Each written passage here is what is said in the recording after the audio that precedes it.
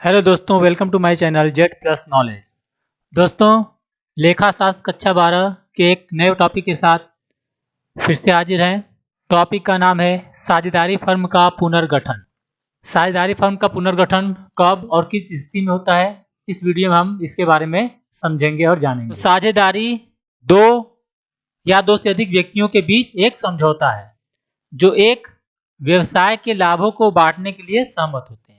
अर्थात साझेदारी जो है वो दो या दो से अधिक व्यक्तियों के बीच में एक समझौता है जिसके अंतर्गत वो व्यवसाय के जो भी लाभ होते हैं उसको बांटने के लिए सहमत होते हैं। यदि समझौते में किसी प्रकार का परिवर्तन होता है तो साझेदारी फर्म का पुनर्गठन कहलाता है।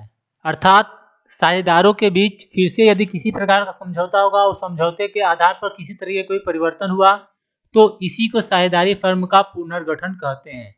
इसके निम्न स्थितियां हैं जिसे हम समझेंगे। टॉपिक है साझेदारी फर्म के पुनर्गठन की स्थिति कि कौन कौन सी स्थिति में साझेदारी का पुनर्गठन होता है। तो सबसे पहली स्थिति है हमारी नए साझेदार का प्रवेश। जब कोई नया साझेदार प्रवेश करता है तब कंपनी का फर्म का पुनर्गठन होता है। जब कोई नया साझेदार प्रवेश करता है तब क्या होता है कि फर्म का पुनर्गठन होता है। तो जब किसी फर्म को अतिरिक्त पूंजी या प्रबंधकीय सहायता की आवश्यकता होती है तो एक नए साझेदार को प्रवेश दिया जा सकता है। जब नया साझेदार प्रवेश करता है तो उसके और अन्य साझेदारों के बीच पुनः समझौता होता है, यानी फिर से समझौता होता है उन लोगों के बीच। साझेदारी अधिनियम 1932 के प्रावधानों के अनुसार किसी व्यक्ति को साझेदारी फर्म में सभी वर्तमान साझेदारों की स्वीकृति पर ही प्रवेश मिल सकता है।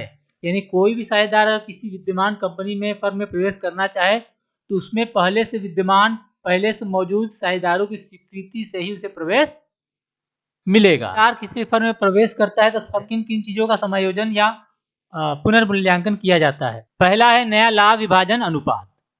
जब नए साझेदार को प्रवेश मिलता है तो उसे पुराने साझेदारों के लाभ में से अपना भाग प्राप्त होता है। कहां से प्राप्त होता है? उसे पुराने जो साझेदार हैं उनके लाभों में से उसे लाभ प्राप्त होता है। दूसरे शब्दों में कह सकते हैं कि नए साझेदार के प्रवेश पर, जब नया साझेदार प्रवेश करता है के प्रवेश पर पुराने साझेदार अपने हिस्से के कुछ भाग का त्याग नए साझेदार के पक्ष में करते हैं। इसी को कहते हैं नया लाभ विभाजन अनुपात।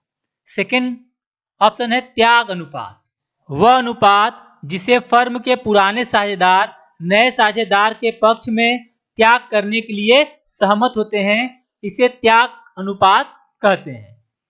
इसका जो फॉर्मूला होता है वो होता है लाभ में पुराना भाग माइनस लाभ में नया भाग। तीसरा टॉपिक है ख्याति का मूल्यांकन एवं समायोजन। जब भी किसी फर्म में नया साझेदार प्रवेश करता है तो ख्याति का पुनः मूल्यांकन एवं समायोजन किया जाता है। चौथा है परिसंपत्तियों का पुनर्मूल्यांकन एवं दायित्वों का पुनर्निर्धारण। तो जब भी नया साझेदार प्रवेश करेगा तो परिसंपत्तियों का फिर से मूल्यांकन होगा, यानी उसका पुनर्मूल्यांकन होगा और उनके दायित्वों का पुनर्निर्धारण भी होगा, किसका क्या दायित्व होगा। पांचवा है हमारा संचित लाभों का वितरण। जो भी हमारे रिजर्व प्रॉफिट है उनका वितरण किस प्रकार से होगा, और संचित लाभों का वितरण पुराने साझेदार को पूंजी खाते में किया जाता है। छठा ऑप्शन है साझेदारों की पूंजी का समायोजन। तो जब भी नया साझेदार प्रवेश करेगा तो जो भी साझेदार को पूंजी खाता होता है उनमें भी समायोजन किया जाता है। 3 से लेकर के 6 तक के बारे में आने वाली वीडियो में हम समझेंगे। तो हम चलते हैं साझेदारी पुनर्गठन की स्थिति के दूसरे टॉपिक पे। दूसरी स्थिति पुनर्गठन की कब उत्पन्न होगी? जब विद्यमान साझेदारों के मध्य लाभ विभाजन अनुपात में किसी प्रकार कोई परिवर्तन किया जाएगा। तो कभी कभी साझेदार अपने वर्तमान लाभ विभाजन अनुपात में परिवर्तन करने का निर्णय लेते हैं। इसी कारण विद्यमान साझेदारों के भाग में परिवर्तन हो सकता है।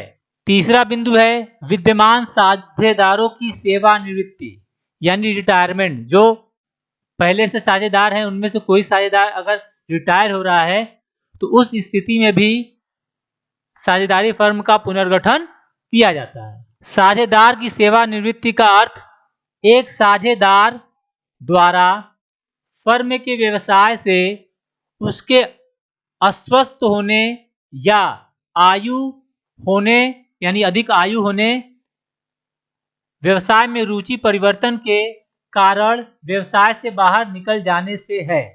यानी कि कोई भी कारण हो सकता है, चाहे वो सेवानिवृत्ति रिटायर हो जाए, यानी किसी भी अवस्था में वो रिटायरमेंट ले, चाहे अस्वस्थ है उसके कारण, उसकी आयु अधिक होगी उसके कारण, या उसे व्यवसाय में रुचि नहीं है इसके कारण, तो कोई भी कारण हो सकता है उसको रिटायरमेंट लेने का। यदि साझेदार ऐच्छिक है यानी अपनी इच्छा से है, तो एक साझेदार किसी भी समय सेवानिवृत्त हो सकता है, यानी किसी भी समय अपनी इच्छा से वो सेवानिवृत्त हो सकता है, रिटायरमेंट ले सकता है व्यवसाय से। साझेदार की मृत्यु, तो साझेदार की मृत्यु होने पर भी साझेदारी फर्म का पुनर्गठन किया जाता है।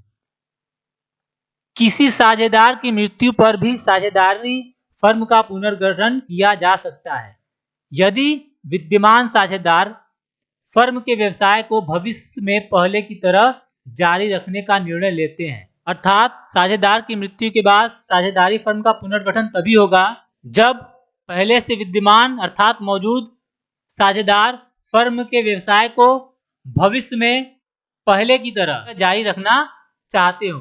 तो दोस्तों, आपको वीडियो कैसा लगा कमेंट बॉक्स में जरूर बताएं तथा वीडियो को लाइक और चैनल को सब्सक्राइब करना न भूलें। मिलते हैं अगली वीडियो में, तब तक के लिए धन्यवाद।